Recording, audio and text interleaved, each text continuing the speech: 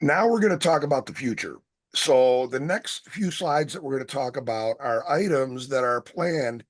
24.2 is supposed to come out first quarter-ish, end of first quarter next year is the planned date. Of course, it could slip, it could be earlier, but the plan is first quarter of next year. And then R26 will be delivered in 2026.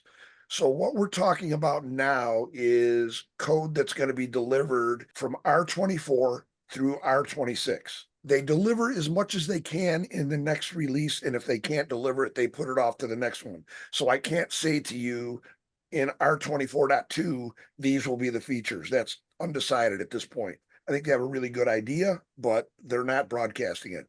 But the things that we're going to talk about will be in the next few versions of AutoSys. So one of the things will be pass through the ability to pass the output from a job to another job. This output that can be passed will be dependent on the job type. So I'm just going to give you an example, and I don't even know if it's a valid example, but let's just say you had a command job that was putting output to be able to grab that output from your command job and pass it on to the next job. That's the kind of things that we're talking about here. So you can kind of chain your jobs together with data from the previous job. Infrastructure event management. So today we generate alarms but they're job alarms, they're job failures, max run alarms. When those alarms are triggered, we have the ability today to send emails on those alarms or open a ticket into a ticketing system. And we're going to talk a little bit about that with 24.1. I want to back up about ticketing. But we don't have the ability, if the event daemon log gets an Oracle error, for example, we don't have the ability today to alarm on that. You would have to be scraping that log and looking for certain error types in order to alarm on it. That's going to be added into the product that we'll be able to alarm observability type alarms for critical events. That's planned to come into the product. On ticketing, let's go back and talk a little bit. 24.1, one of the things they delivered with 24.1 was not only ServiceNow integration, but that came in 24.0. But in 24.1, you have the ability to actually call a script. So what that means is you can interface with any ticketing system. If your ticketing system has a REST API, for as an example, that will allow you to create a ticket in that system, you can create a script. AutoSys job variables will be passed into the script, the job name, the run number, the error, a lot of the instance name will be passed into the script as a variable. And then you can make a REST service call to generate a ticket to a system outside of ServiceNow. It does ServiceNow natively out of the box, but it can be scripted to interface with other systems. They're doing a bunch of more UI modernizations going forward. And a lot of these modernizations are focused toward the ability to do containerization in the application. We're going to talk more about that. But the first thing that they're going to work on adding is what they call operator personas. So these would be features that an operator would use. For example, the ability to create security profiles. Today, you have to do that in AutoSys Secure. Email templates. Today, you have to do a template and import it. You have to do it in your favorite text editor and import it. ServiceNow templates, the same way. You have to do it in an editor and import it in using Jill. And AutoSys Secure, you have to use AutoSys Secure from the command line. Going forward, those are going to be part of the GUI interface. The web UI I don't know if it'll be in the configuration page, but I'm sure that you'll have to have access rights that allow you to use these utilities in the EAM, but you're going to be able to create all of these things in the user interface. So that's kind of a big one going forward. And the reason is if you think about it, when you do containers, if they were to put AutoSys inside of a container, you're not going to have command line access to these utilities. So they've got to have a way to broadcast those so that you can interface with them. Now we'll talk a little bit about containerization. The plan is to go to containerization with both the agent and eventually the infrastructure. So your scheduler would be in a container. It'll allow to ensure that your environments are identical because you can just deploy containers with a configuration file that configures that environment, the instance name, the identification of that container. It'll allow for faster upgrades because they will just drop you a container file that you'll drop in on your existing container and it'll automatically upgrade the code. So you'll have shorter downtimes when it's time to do upgrades and fixes. Higher availability. If a container goes down, you have the ability to spin up new containers automatically So deployment becomes a lot easier in a containered environment. Once you get one container set, you can deploy it as a development and a QA container. That's planned going forward. Reasons for the containerized environment. Serverless and automation experience. Reduce your total cost of ownership. You're not supporting a bunch of servers. You're supporting a server that can run containers. So you get a smaller footprint, less maintenance, and you can scale down the footprint in your data center.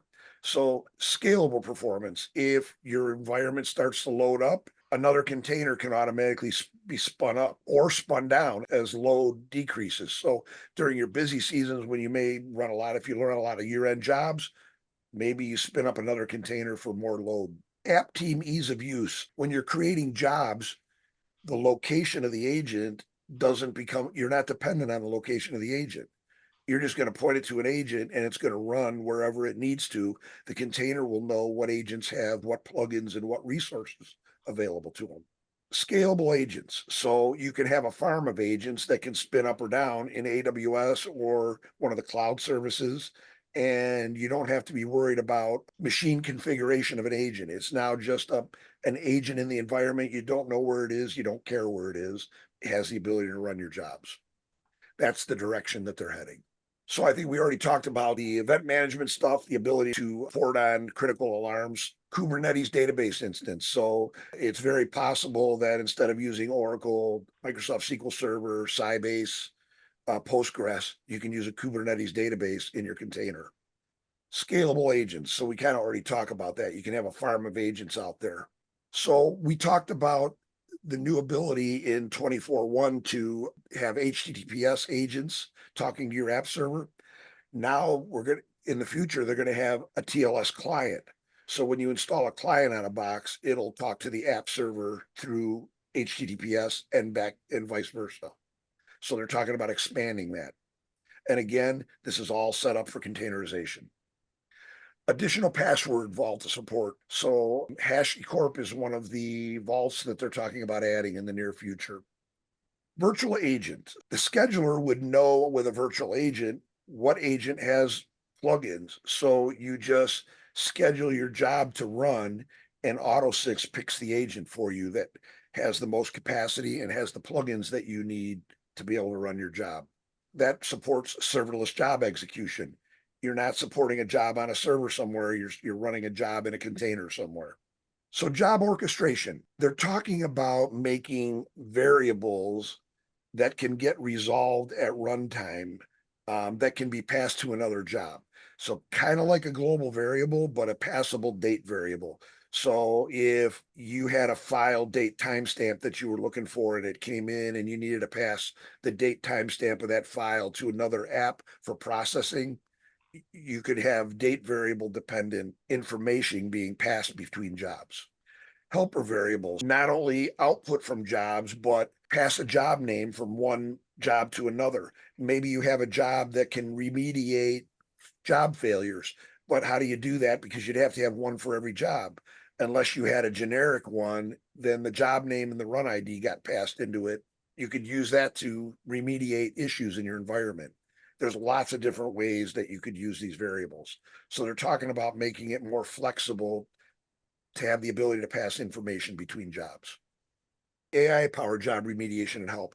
For the help part of it, if you would say to it, I want to create a command job running this command to run on Mondays, Wednesdays, and Fridays at 2 a.m., and I want my log locations to be this, and the AI would actually write the JIL for you. That's where they're heading with this. They're going to make this so that you can use a private LLM so that the data stays within your company's data center and you would build your data set based on that. And they may feed you data to put into your online help files that we have today, maybe fed into a base LLM that you could use privately. Job remediation. So your local could learn how to remediate certain jobs, and you could use AI to do that. They're building that into the product. So today, even in 24.0 and 24.1, there is an AI bot. If you ask it, how do I create a command job? It won't do it for you, but it'll list you step by step all the instructions that you need to do to create a command job. So this is a technology that they're building on today. Modernized application editor. I think you all know what the job tree in the event daemon, if you look, not in the event daemon, if you look at the view page for a job, you can see the chain of the jobs that are going to run within a job stream. What they're talking about doing is making an editor where you have a palette of information. So you have a palette that has a command job in it. You drag and drop it out onto a work area, and then you tell it what machine you want to run it on, what command you want it to run, and then you want to put it in a box. So you grab a box out of the palette and you drag it onto the workbench and you interconnect them. And then you can have decision trees or decision trees that are dragged and dropped, and you can build a job stream in a palette, in a workbench, and then you export it into or deploy it from the workbench. So more modern tools for job creation, more point and click tools. They want to add some version controlling into it where they track the versions of a job so that you can roll that job back.